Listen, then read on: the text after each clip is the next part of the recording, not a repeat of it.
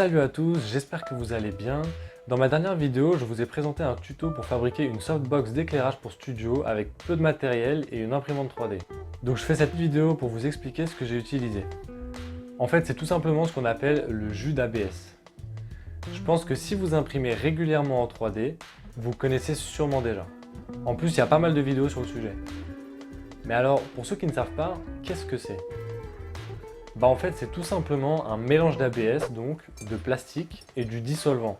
Le dissolvant qu'on utilise, c'est de l'acétone. Alors là, petite parenthèse sur l'acétone, c'est un produit qui est très inflammable et peut être dangereux si on ne l'utilise pas avec quelques précautions. Donc pensez bien à ventiler la pièce quand vous l'utilisez, il peut provoquer des nausées, des maux de tête et des lésions aux yeux, etc. Alors s'il vous plaît, mettez bien des gants et des lunettes de protection pour le manipuler. Voilà, donc maintenant que ça c'est dit, on va pouvoir continuer. Du coup, quand on mélange les deux, l'acétone va lentement dissoudre l'ABS et former un mélange plus ou moins liquide, en fonction du rapport quantité d'acétone et d'ABS. Moins il y a d'ABS par rapport à l'acétone, plus le mélange sera liquide. L'intérêt de ce mélange dans le tuto Softbox, c'est qu'il sert de colle. L'acétone s'évapore assez rapidement, donc quand j'applique le mélange sur la pièce en ABS, le dissolvant va venir fondre la pièce, et en s'évaporant, il ne reste plus que l'ABS qui reprend sa solidité. Comme ça, le tissu de la Softbox se fige dans l'ABS et reste collé.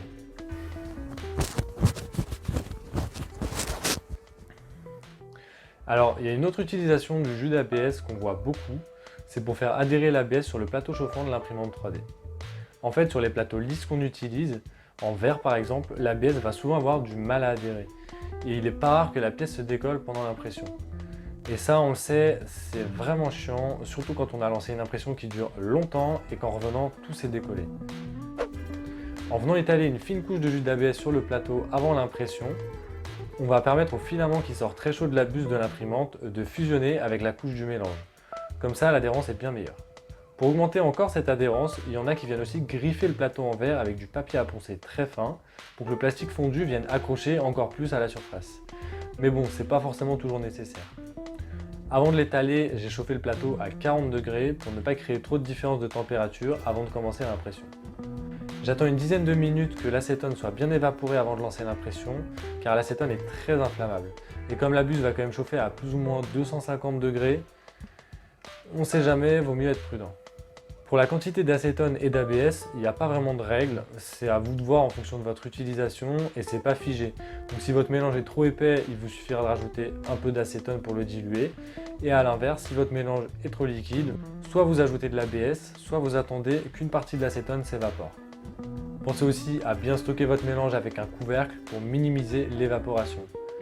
Si au bout de plusieurs semaines de stockage, l'acétone s'est complètement évaporé, c'est pas grave, vous remettez de l'acétone dessus, ça va rediluer le tout, et voilà. Pour le fabriquer, vous pouvez utiliser aussi bien des chutes de vos impressions que directement des morceaux de filament si vous n'avez pas encore de chute. Vous pouvez également utiliser des vieilles impressions qui ne vous servent plus, mais gardez en tête qu'il vaut mieux découper le plastique en petits morceaux pour que le mélange se fasse plus rapidement. Et pour finir, cette recette ne fonctionne qu'avec l'ABS car c'est sa structure qui lui permet de se dissoudre dans l'acétone. Donc ça ne marche pas avec le PLA par exemple. Mais ça c'est pas très grave puisqu'en général le PLA adhère mieux sur les plateaux. Voilà, j'espère que cette vidéo vous a été utile. Si c'est le cas, n'hésitez pas à laisser un petit like et à vous abonner à la chaîne. Et si vous avez des questions, vous pouvez les poser dans les commentaires, j'essaierai d'y répondre. C'était Frisian, je vous dis à bientôt pour une prochaine vidéo. Allez, ciao!